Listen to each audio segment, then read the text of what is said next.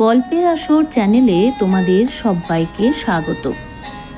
আজকের গল্প বিভূতিভূষণ বন্দ্যোপাধ্যায়ের লেখা আম আটির ভেপু বই থেকে দুগ্গা দিদি।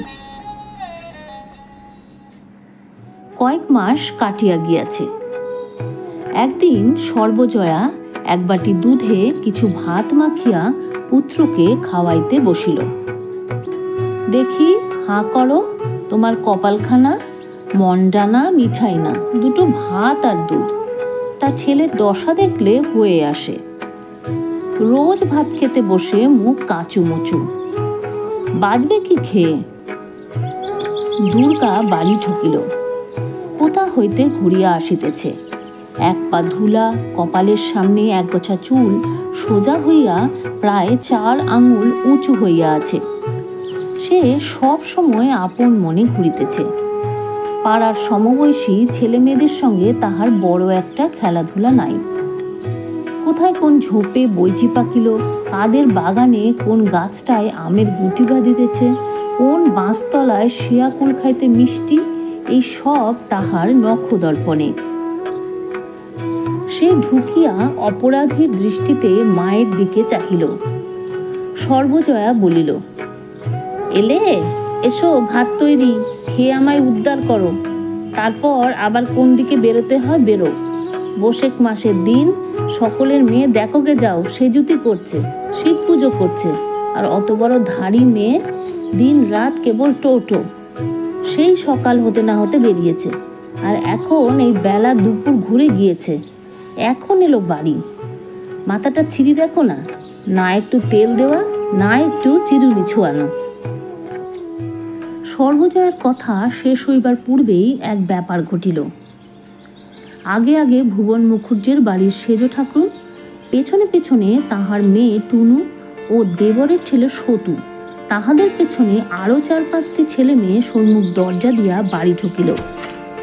সেজ ঠাকুর কোনো দিকে না চাহিয়া বা বাড়ির কাহারও সহিত কোনো রকম আলাপ না করিয়া সোজা হন হন করিয়া ভেতরের দিকে রোয়াকে উঠিলেন। নিজের দেওরপোর দিকে ফিরিয়া বলিলেন, কই নিয়ে আয়, বের কর পুতুলের বাক্স, দেখি। এ বাড়ির কেহ কোনো কথা বলিবার পূর্বে টুনু ও সতু দুজনে মিলিয়া দুর্গার টিনের পুতুলের বাক্সটা ঘর হইতে বাহির করিয়া আনিয়া রোয়াকে নামাইল। এবং টুনু বাক্স খুলিয়া খানিকটা খুঁজিবার পর এক ছড়া পুতির মালা বাহির করিয়া বলিল, এই দেখো মা, আমার সেই মালাটা, সেদিন যে সেই খেলতে গিয়েছিল সেদিন চুরি করে এনেছে। সতু বাক্সের এক কোণ সন্ধান করিয়া গোটা কতক আমের গুটি বাহির করিয়া বলিল, এই দেখো জেঠিমা, আমাদের সোনামুখী গাছের আম পেড়ে এনেছে। ব্যাপারটা এত হঠাৎ হইয়া গেল, বা ইহাদের গতিবিধি এ বাড়ির সকলের কাছেই এত রহস্যময় মনে হইল যে এতক্ষণ কাহারও মুখ দিয়া কোনো কথা বাহির হয় নাই। এতক্ষণ পরে সর্বজয়া কথা খুঁজিয়া পাইয়া বলিল, কি কি খুড়িমা, কি হয়েছে? পরে সে রান্নাঘরের দাওয়া হইতে ব্যগ্রভাবে উঠিয়া আসিল। এই দেখো না কি হয়েছে, কীর্তিখানা দেখো না একবার। তোমার মেয়ে সেদিন খেলতে গিয়ে টুনুর পুতুলের বাক্স থেকে এই পুতির মালা চুরি করে নিয়ে এসেছে। মেয়ে কদিন থেকে খুঁজে খুঁজে হয়রান।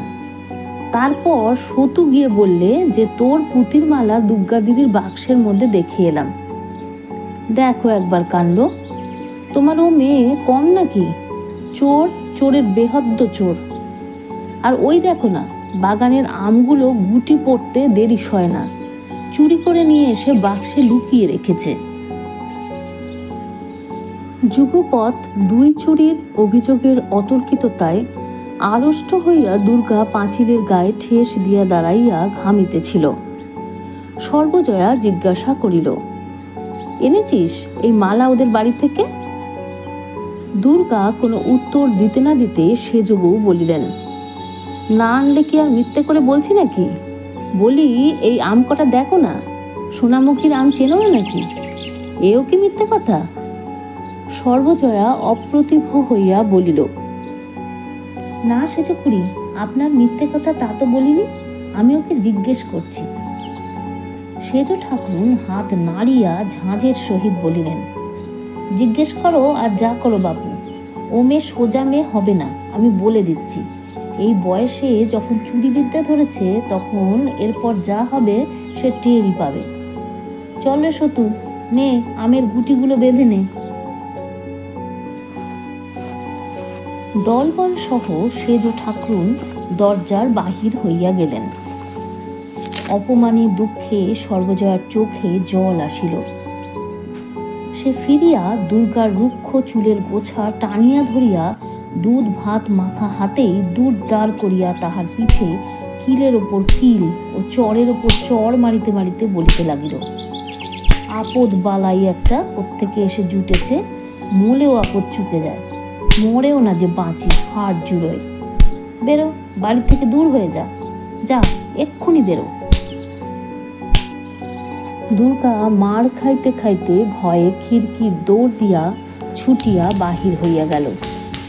তাহার ছেঁড়া রুক্ষ চুলের গোছার দু এক গাছা সর্বজয়ার হাতেই থাকিয়া গেল। অপু খাইতে খাইতে অবাক হইয়া সমস্ত ব্যাপার দেখিতেছিল। দিদি পুঁতির মালা চুরি করিয়া আনিয়াছিল কিনা তাহা সে জানে না। পুঁতির মালাটা সে ইহার আগে কোনো দিন দেখে নাই, কিন্তু আমের গুটি যে চুরির জিনিস নয় তাহা সে জানে। কাল বৈকালে দিদি তাহাকে সঙ্গে করিয়া টুনুদের বাগানে আম কুড়াইতে গিয়াছিল এবং সোনামুখী তলায় যে আম কটা পড়িয়াছিল দিদি কুড়াইয়া লইল, সে জানে। কাল হইতে অনেকবার দিদি বলিয়াছে, ও পু, এবার সেই আমের গুটিগুলো জড়াবো, কেমন তো? কিন্তু মা অসুবিধাজনকভাবে বাড়ি উপস্থিত থাকার দরুন উক্ত প্রস্তাব আর কার্যে পরিণত করা সম্ভব হয় নাই। দিদির অত্যন্ত আশার জিনিস আমগুলো এভাবে লইয়া গেল, তাহার উপর আবার দিদি এরূপ মারও খাইল। দিদির চুল ছিঁড়িয়া দেওয়ায় মায়ের ওপর অত্যন্ত রাগ হইল। যখন তাহার দিদির মাথার সামনে রুক্ষ চুলের একগাছা খাড়া হইয়া বাতাসে ওড়ে, তখনই কি জানি কেন দিদির ওপর অত্যন্ত মমতা হয়। কেমন যেন মনে হয় দিদির কেহ কোথাও নাই, সে যেন একা কোথা হইতে আসিয়াছে, উহার সাথী কেহ এখানে নাই। কেবলই মনে হয় কেমন করিয়া সে দিদির সমস্ত দুঃখ ঘুচাইয়া দেবে, সমস্ত অভাব পূরণ করিয়া তুলিবে। তাহার দিদিকে সে এতটুকু কষ্টে পড়িতে দেবে না। খাওয়ার পর অপু মায়ের ভয়ে ঘরের মধ্যে বসিয়া পড়িতে লাগিল, কিন্তু তাহার মন থাকিয়া থাকিয়া কেবলই বাহিরে ছুটিয়া যাইতেছিল। বেলা একটু পড়িলে সে টুনুদের বাড়ি, পটলিদের বাড়ি, ন্যাড়াদের বাড়ি, একে একে সকল বাড়ি খুঁজিল, দিদি কোথাও নাই। রাজকৃষ্ণ পালিকের স্ত্রী ঘাট হইতে জল লইয়া আসিতেছিলেন, তাহাকে জিজ্ঞাসা করিল, জেঠিমা, আমার দিদিকে দেখেছ? সে আজ ভাত খায়নি, কিছু খায়নি, মা তাকে আজ বড্ড মেরেছে, মার খেয়ে কোথায় পালিয়েছে, দেখেছ জেঠিমা? বাড়ির পাশের পথ দিয়া যাইতে যাইতে ভাবিল, বাঁশবনের কোথাও যদি বসিয়া থাকে। সেদিকে গিয়া সমস্ত খুঁজিয়া দেখিল। সে খিড়কির দরজা দিয়া বাড়ি ঢুকিয়া দেখিল কেহ নাই। তাহার মা বোধ হয় ঘাটে কি অন্য কোথাও গিয়াছে। ভুবন মুখুজ্জের বাড়ি সব ছেলেমেয়েরা মিলিয়া উঠানে ছুটোছুটি করিয়া লুকোচুরি খেলিতেছে। রানু তাহাকে দেখিয়া ছুটিয়া আসিল, ভাই, অপু এসেছে, ও আমাদের দিকে হবে, আয় রে অপু। অপু তাহার হাত ছাড়াইয়া লইয়া জিজ্ঞাসা করিল, আমি আজ খেলবো না রানুদি, দিদিকে দেখেছ? রানু জিজ্ঞাসা করিল, দুর্গা? না, তাকে তো দেখিনি, বকুলতলায় নেই তো? বকুলতলার কথা তাহার মনেই হয় নাই। সেখানে দুর্গা প্রায় থাকে বটে। ভুবন মুখুজ্জের বাড়ি হইতে সে বকুলতলায় গেল। সন্ধ্যা হইয়া আসিয়াছে। বকুলতলাটা অনেক দূর পর্যন্ত জুড়িয়া ডালপালা ছড়াইয়া ঝুপসি হইয়া দাঁড়াইয়া আছে। তলাটা অন্ধকার, কেহ কোথাও নাই। যদি কোনো দিকে গাছপালার আড়ালে থাকে। সে ডাক দিল, দিদি, ও দিদি, দিদি। অন্ধকার গাছটায় কেবল কতগুলো বক পাখি ঝটপট করিতেছে মাত্র। অপু ভয়ে ভয়ে উপরের দিকে চাহিয়া দেখিল। বাড়ির পথে ফিরিতে ফিরিতে হঠাৎ থমকিয়া দাঁড়াইল। সামনে সেই গাব গাছটা। একা সন্ধ্যের পর এই গাব গাছের তলার পথ দিয়ে যাওয়া, সর্বনাশ! গায়ে কাঁটা দিয়ে ওঠে। কেন যে তাহার এই গাছটার নিচ দিয়া যাইতে ভয় করে তাহা সে জানে না। অপু খানিকক্ষণ অন্ধকার গাব গাছটার দিকে চাহিয়া দাঁড়াইয়া থাকিয়া ফিরিল। তাহাদের বাড়ি যাইবার আরেকটা পথ আছে। একটুখানি ঘুরিয়া পটলিদের বাড়ির উঠান দিয়া গেলে গাব গাছটার এ অজানা বিভীষিকার হাত হইতে নিষ্কৃতি পাওয়া যায়। পটলির ঠাকুরমা সন্ধ্যার সময় বাড়ির রোয়াকে ছেলেপিলেদের লইয়া হাওয়ায় বসিয়া গল্প করিতেছেন। পটলির মা রান্নাঘরে রাঁধিতেছেন। উঠোনের মাচাতলায় বিধু জেলেনি দাঁড়াইয়া মাছ বিক্রয়ের পয়সা তাগাদা করিতেছে। অপু বলিল, দিদিকে খুঁজতে গিয়েছিলাম ঠাকমা, বকুলতলা থেকে আসতে আসতে। ঠাকুরমা বলিলেন, দুগ্গা এই তো বাড়ি গেল, এই কতক্ষণে যাচ্ছে, ছুটে যা দেখি, বোধ হয় এখনো বাড়ি পৌঁছয়নি। সে এক দৌড়ে বাড়ির দিকে ছুটিল। পিছন থেকে পটলির বোন রাজি চেঁচাইয়া বলিল, কাল সকালে আসিস অপু, আমরা গঙ্গা যমুনা খেলার নতুন ঘর কেটেছি ঢেকশেলের পেছনে নিমতলায়, দুগ্গাকে বলিস। তাহাদের বাড়ির কাছে আসিয়া পৌঁছিয়া হঠাৎ সে থমকিয়া দাঁড়াইয়া গেল। দুর্গা আর্তস্বরে চিৎকার করিতে করিতে বাড়ির দরজা দিয়া দৌড়িয়া বাহির হইতেছে। পিছনে পিছনে তাহার মা কি একটা হাতে করিয়া মারিতে মারিতে তাড়া করিয়া ছুটিয়া আসিয়াছে। দুর্গা গাবতলার পথ দিয়া ছুটিয়া পালাইল।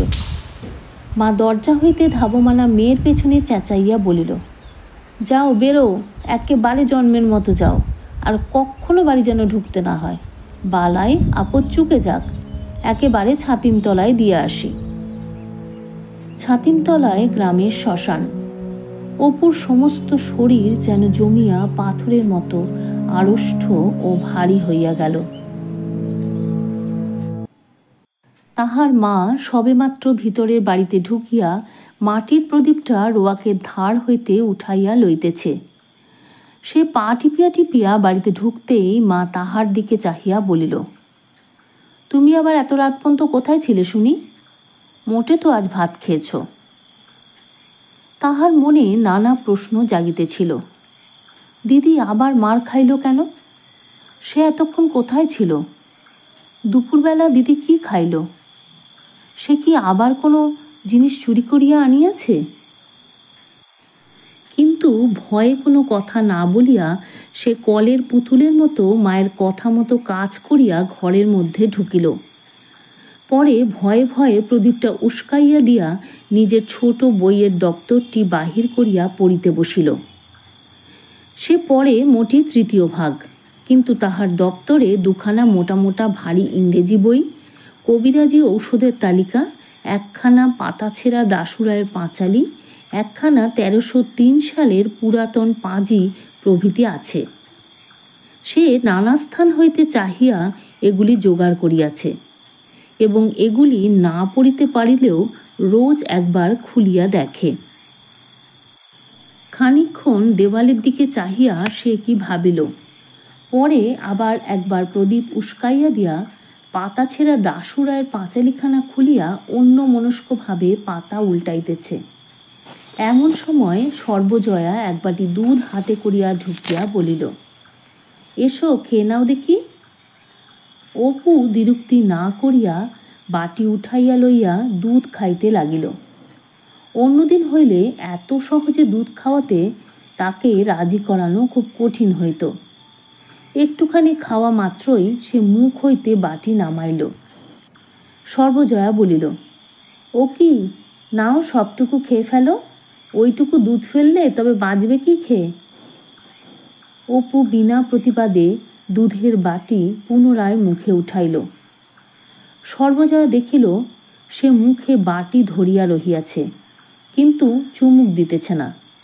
তাহার বাটি শুদ্ধ হাতটা কাঁপিতেছে। পরে অনেকক্ষণ মুখে ধরিয়া রাখিয়া হঠাৎ বাটি নামাইয়া সে মায়ের দিকে চাহিয়া ভয়ে ফুঁপাইয়া উঠিল। সর্বজয়া আশ্চর্য হইয়া বলিল, কি হলো রে, কি হয়েছে? জিভ কামড়ে ফেলেছিস? অপু মায়ের কথা শেষ হইবার সঙ্গে সঙ্গে ভয়ের বাঁধ না মানিয়া ডুকরিয়া কাঁদিয়া উঠিয়া বলিল, দিদির জন্য বড্ড মন কেমন করছে মা। সর্বজয়া অল্পক্ষণ মাত্র চুপ করিয়া বসিয়া পরে সরিয়া আসিয়া ছেলের গায়ে হাত বুলাইতে বুলাইতে শান্ত সুরে বলিতে লাগিল, কেঁদো না, অমন করে কাঁদে না। ওই পটলাদের কি ন্যাড়াদের বাড়ি গিয়ে বসে আছে। কোথায় যাবে অন্ধকারে? কম দুষ্টু মেয়ে নাকি? সেই দুপুর বেলা বেরুলো, সমস্ত দিনের মধ্যে আর চুলের টিকি দেখা গেল না। না খাওয়া না দাওয়া। কোথায় ওপাড়ার পালিতদের বাগানে বসেছিল, সেখানে বসে কাঁচা আম আর জামরুল খেয়েছে। এক্ষুনি ডাকতে পাঠাচ্ছি, কেঁদো না অমন করে, আবার জ্বর আসবে। ছি। পরে সে আঁচল দিয়া ছেলের চোখের জল মুছাইয়া দিয়া বাকি দুধটুকু খাওয়াইবার জন্য বাটি তাহার মুখে তুলিয়া ধরিল। হাঁ করো দেখি, লক্ষ্মী সোনা, উনি এলেই ডেকে আনবেন এখন। একেবারে পাগল। কোত্থেকে একটা পাগল এসে জন্মেছে। আর এক চুমুক। হ্যাঁ। রাত অনেক হইয়াছে। উত্তরের ঘরের তক্তপোষে অপু ও দুর্গা শুইয়া আছে।